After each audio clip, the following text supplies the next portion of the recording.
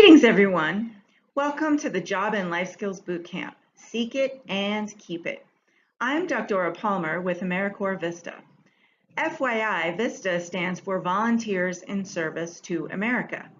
I am here to present this program, the Job and Life Skills Bootcamp, which was developed by Ms. Laura Hunsberger, the Executive Director of the Cornell Cooperative Extension of Allegany County, and Ms. Krista Humbert, the Coordinator for the 4-H Youth Programming, in conjunction with Allegany County's Employment and Training Office.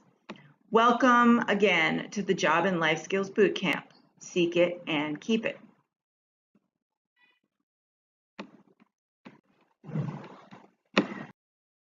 The purpose of this course is to give Allegany youth a leg up on the job market. The entire course covers a variety of subjects that will help you find a job, identify your skills to present them on a resume and in an interview, as well as to help you balance your job and life.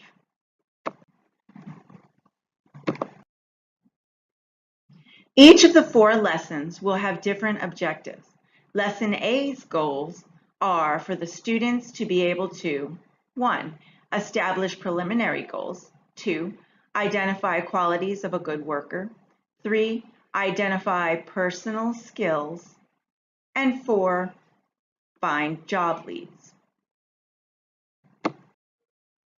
Warming up the brain to think and solve problems is just as important as warming up the muscles and body before exercise. This lesson's warm-up involves goal setting. So on a separate sheet of paper, please answer the question about where you see yourself in the next month, year, and 5 years. You have 2 minutes to complete the task. Your goals can be small or large, and they do not have to focus on any particular aspect of life. If you study, you may think about where you will be in your coursework. If there are any extracurricular activities, sports, or clubs you'd like to be in, think about that. Or maybe you see yourself in a particular role, a leadership position perhaps. Or maybe you have submitted applications or finished your resume. Feel free to pause this presentation and resume it once you have answered the question.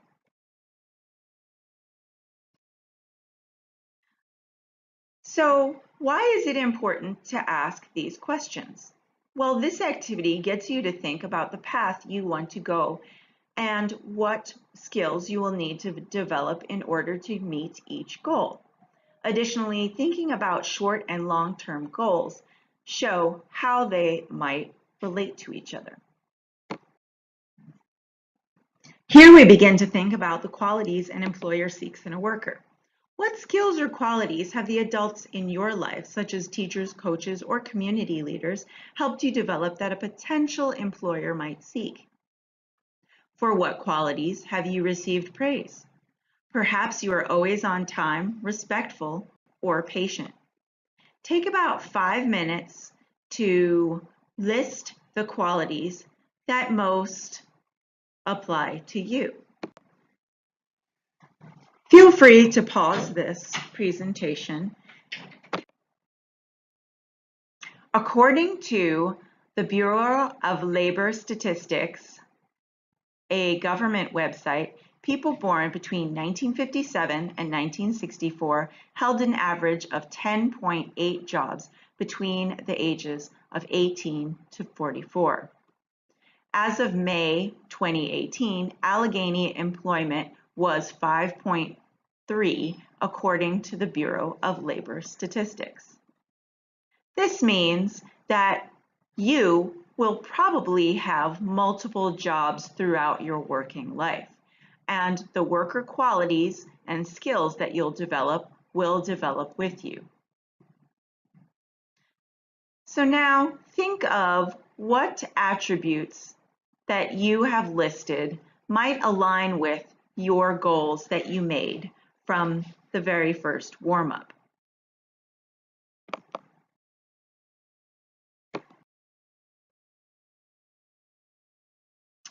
So now let's move on to the importance of describing your skills. Being able to sell or market yourself is an important aspect of looking for and getting a job. According to GIST Publishing Company, from which this course is partially developed, more than 80% of all job seekers are unable to describe their skills in an interview. Do you think this is true? And if so, why? If not, why not? Feel free to pause this and think about the answer. If you agreed with the statement, you're probably thinking about the fear people have about the interview process. Usually, you are speaking with someone who is going to decide whether you are going to get a job or not. Perhaps you have not identified your skills, or perhaps you feel uncomfortable describing your skills because people have told you that is bragging. This is why, before you even begin to look for work, you should make a list of all your skills. Write them down and periodically go through the new skills you develop, whether they are skills you acquire from work experience or those you continue to develop through training, specialized schooling, or through life experience. Now let's look at how GIST breaks down these different skill sets.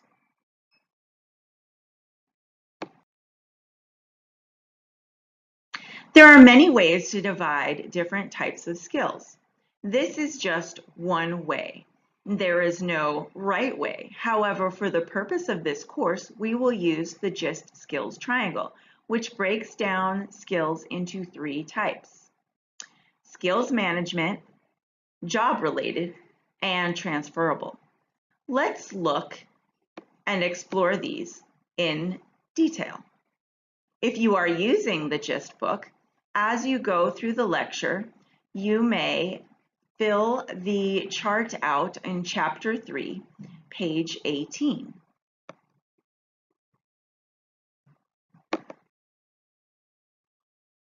So how do you identify your skills? Let's look. Self-management skills. Self-management skills describe your personality. They allow you to adapt to new situations and make a good worker. Some of these skills could include being on time, communication skills, such as being able to speak to a variety of people with confidence, and being able to listen and having a sense of humor. Think about what other self-management skills that might describe you. Another type of skill is transferable skills. These can be used in a variety of jobs. Usually, they require some sort of training or experience. For instance, driving a car requires that you learn traffic rules as well as how to operate a car.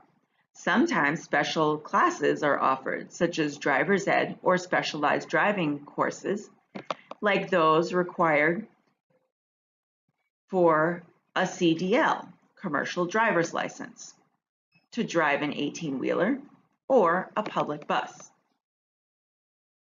Oftentimes, employers speak specialized transferable skills to screen applicants. For instance, if you are applying for an entry-level graphic designer position, you should be familiar with Adobe Photoshop, which you may have learned in the basics in high school. If it is not listed on your resume, then it makes it easier for an employer to eliminate your application.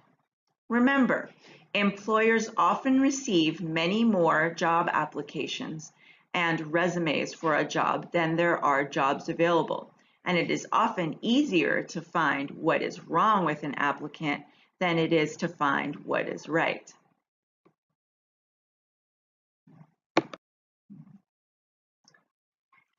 Identifying skills continued.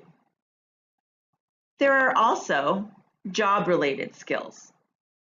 These are the skills that are required for a particular job. Those include skills that are often required for some specialized training or experience. For instance, if you are applying for a welding job, you should know the difference between arc and TIG welding. You might need some sort of OSHA, Occupational Safety and Health Association certification, and how to operate machinery and tools safely. Much like transferable skills, these job-related skills are often used to screen applicants. process of elimination, like in a multiple choice test, is easier sometimes than focusing on finding the right answer. Once you eliminate those that don't belong, you can find easier what does. Other skills that you will be expected to know beyond the skills triangle we spoke about are foundational skills that you have learned in and out of school. Think about the basic skills you have been working on since you started reading, writing, and arithmetic, as well as the social skills that school has helped you develop. Employers look for people that are able to think. Being a lifelong learner is important because it enables you to be open to new job trainings, make decisions, and solve problems independently.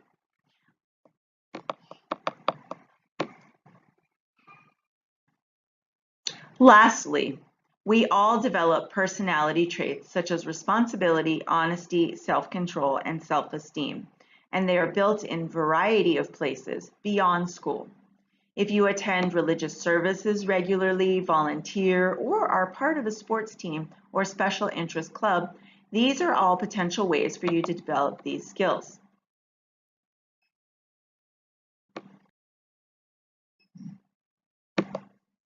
Finally, workplace competencies are important for employers looking for workers. An employer wants to be confident that the person they hire knows how to use the resources that are available to get the job done. Those resources could be tools, information, or human resources. A good worker should know how to find them and use them without supervision. Interpersonal skills are important. It is necessary to thrive in life and the job. Being able to effectively speak to people respectfully and with patience is an essential part of communicating. Having the ability to ask for help, report problems or mistakes, and the ability to listen to feedback is equally important. Having the basic technological skills can help you learn the specifics of the company or job for which you are working. Understanding, finally, how systems work, whether they are technological or social hierarchies without necessarily being trained, can give you a leg up when you get the job.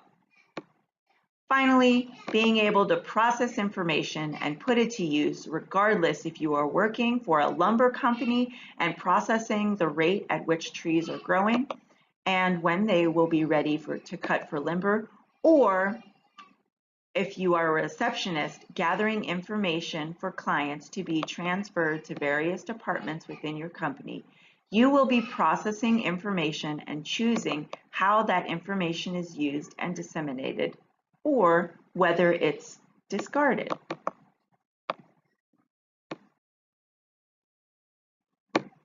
Areas of experience. Know that some of the skills you have or might want to develop come from other areas besides work. There are many ways to develop experience, both formally and informally. Work, whether it be formal or informal, is a great way to gain skills, but it is not the only way.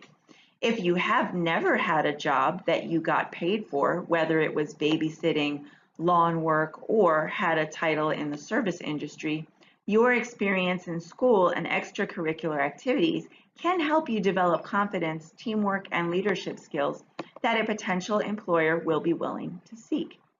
So, do not sell yourself short, whether you are a mathlete or an athlete, whether you are in chess club, yearbook, or drama club, school treasurer, or honor roll, you are constantly gaining experience.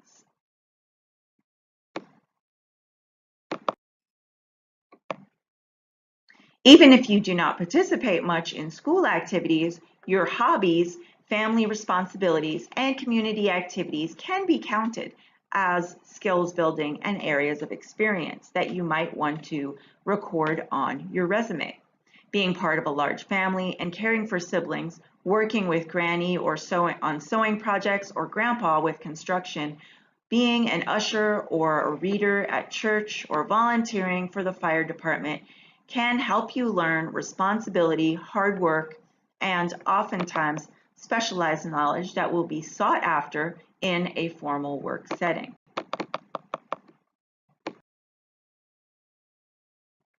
So after all that, you've identified your skills. How do people find jobs? Well, according to the Pew Research Center, which is an independent research institute employed by specialized scholars and experts in various fields, the number one way Americans look for jobs is through online resources. While this is not necessarily the best way, because it is convenient and it has surpassed other ways of finding job leads.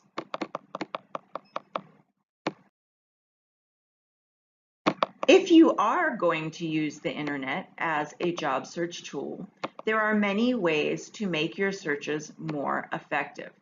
First, know where you are looking.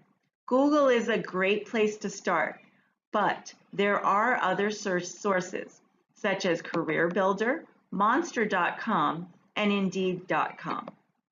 Whatever website you decide to use specific keywords. If you have experience babysitting, you may not find available or related jobs. Instead, try using the word childcare or healthcare as your keywords. If you have experience milking cows on your family farm or for a neighbor, or cutting firewood, try searching for farming, ranching, or logging. Take a little time to do research for the best words that describe the job that you want or the job that you can do. Also, have reasonable expectations. If you do not have a lot of skills in the healthcare industry but want to be a doctor one day, you probably are not going to find a job in an emergency room. However, you might be able to find entry-level positions in a clinic or working in a doctor's office. Choose also where you want to work. Apply for jobs that are within your ability to travel. Make sure the jobs you apply for are going to be the jobs worth the effort and time to travel there. Furthermore, creating an electronic resume can help you find a job by having employers look for you. The 3 companies listed to the right allow you to post resumes. However, you may also place your resume in a specific company database so that they may contact you when a position opens. Finally, find the names and contact information for specific jobs and do not be afraid to reach out to the HR, human resources people. Networking is an important part of getting a job. Sometimes it is who you know, not what you know, that makes the difference.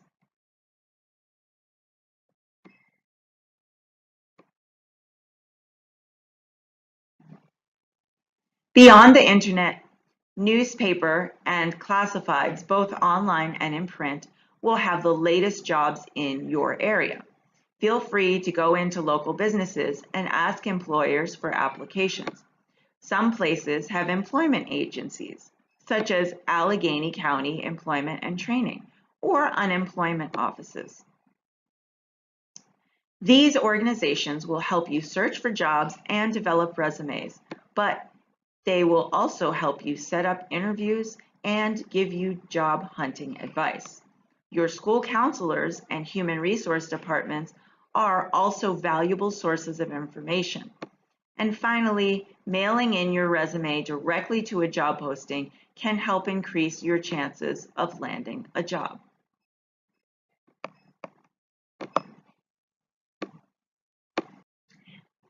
Networking is an important part of finding a job, whether it is your first entry-level position or if you are well onto your career path. There are 3 magic questions to ask if you are actively looking for a job, and they are as follows. Number 1, After meeting someone, introducing yourself, and exchanging basic small talk about well-being and other life conversation, such as weather or TV, ask them, do you know of any employers who might have an opening for someone with my skills? However, make sure you have mentioned a few of your skills or interests prior to asking this question. If the answer is no, then ask, well, do you know someone else who might be of knowledge of any openings within my field or my interests? If yes, get that person's name and phone number and ask for another name. If they do not have another name, then ask, or the answer is just no, ask, do you know someone who knows lots of people? If all else fails, this question will usually get you a name. Remember though, to get the person's name with whom you are speaking, so when you contact the person they referred you to, you may name drop. Name dropping is an important networking tool. If person X provides me with person Z as a potential employer, and I contact person Z without mentioning how I got person Z contact information, person Z might not pay any attention to me. However, if I contact person Z and mention that person X provided me with person Z's contact information, assuming that person X is a respected member of the community, person Z might take the time to review the application or set up a meeting based on the reputation of the referring person.